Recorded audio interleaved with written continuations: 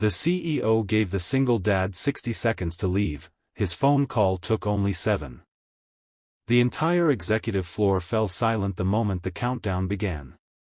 Every employee stopped pretending to work as the towering CEO pointed toward the glass doors and coldly announced that the single father standing in front of him had exactly 60 seconds to disappear forever. Security guards stepped closer, co-workers lowered their eyes, and whispers spread across the office like wildfire. No one noticed that the worn-out phone resting in the father's trembling hand would change everything in only 7 seconds.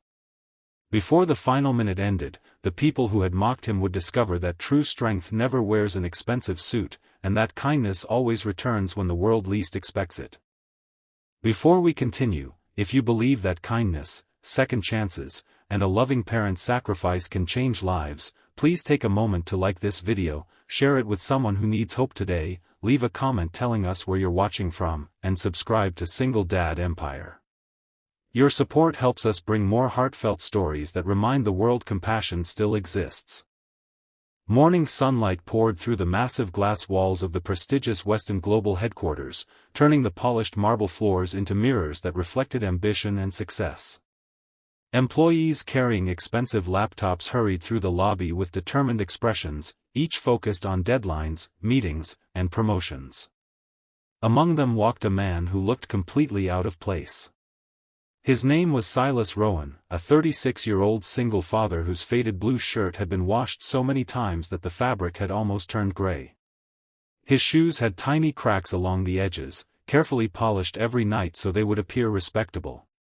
In one hand he carried a weathered leather folder filled with engineering sketches, and in the other he held the small backpack of his 8-year-old daughter, whom he had dropped at school only minutes earlier after promising her that everything would be okay. Silas had not always struggled. Years earlier he had been one of the brightest mechanical engineers in his region, respected for solving problems that others considered impossible. But tragedy had rewritten his life in a single night when his wife passed away after a sudden illness. Overnight he became both mother and father, learning how to braid hair before school, prepare lunches, help with homework, and comfort a grieving little girl while silently carrying his own heartbreak. One by one, opportunities slipped away because every employer wanted unlimited availability, something impossible for a parent raising a child alone. Bills accumulated, savings disappeared, and eventually he was forced to sell nearly everything they owned except the small house his wife had loved.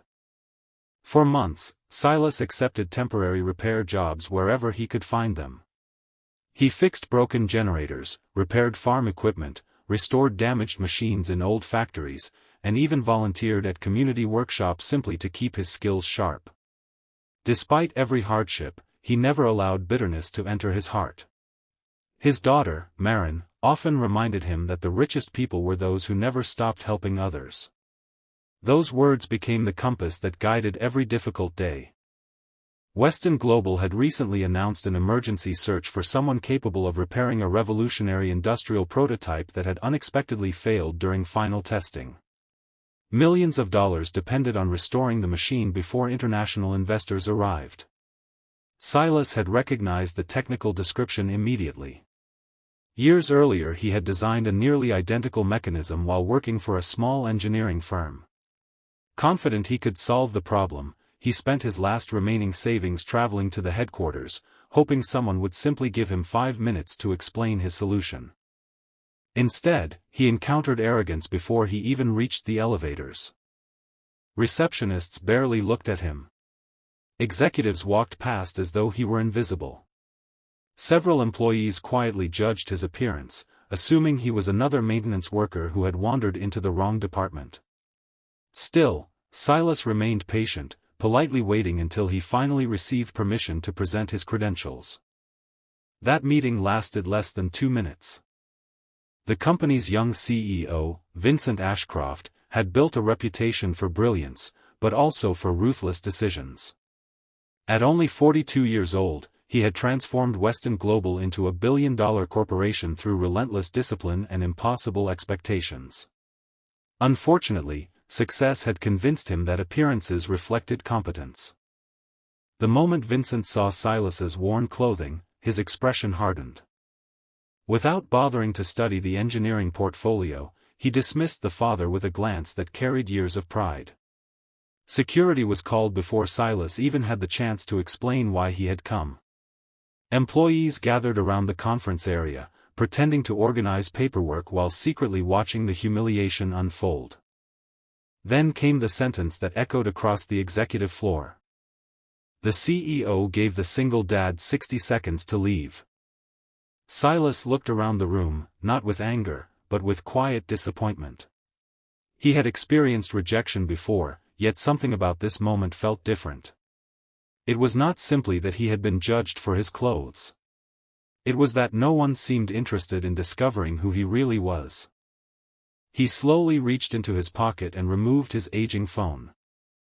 Several employees laughed softly, assuming he intended to call a taxi or perhaps beg someone for another opportunity. Instead, Silas calmly pressed a single contact. The call connected almost instantly. It lasted only 7 seconds. He quietly thanked the person on the other end, wished them a pleasant morning, and ended the conversation before placing the phone back into his pocket. Nothing appeared to happen. The CEO folded his arms with a satisfied smile, believing the matter was finished.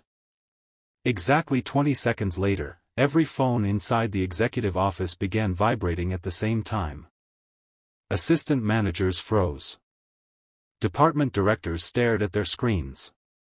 Even Vincent's personal assistant suddenly turned pale as she received an urgent priority notification marked with the highest corporate security level.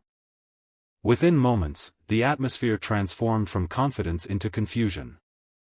The building's internal communication system announced that the chairman of Weston Global was arriving immediately for an unscheduled executive review. No one understood why. The chairman had been traveling overseas for nearly a month and was not expected back for another week. As the private elevator doors opened, an elderly gentleman with silver hair stepped into the hallway surrounded by legal advisors and senior board members. His calm eyes scanned the room before stopping on Silas. Without hesitation, the chairman walked directly toward the exhausted father. Then, in front of every executive present, he extended both hands with genuine respect. The hallway became completely silent. Even Vincent's confidence disappeared. No one could understand why one of the most influential business leaders in the country was greeting a poorly dressed single father as though welcoming an honored guest. Silas simply smiled with humble gratitude. He had never expected the 7-second phone call to create such a moment. The chairman had once been a struggling factory owner whose business faced bankruptcy after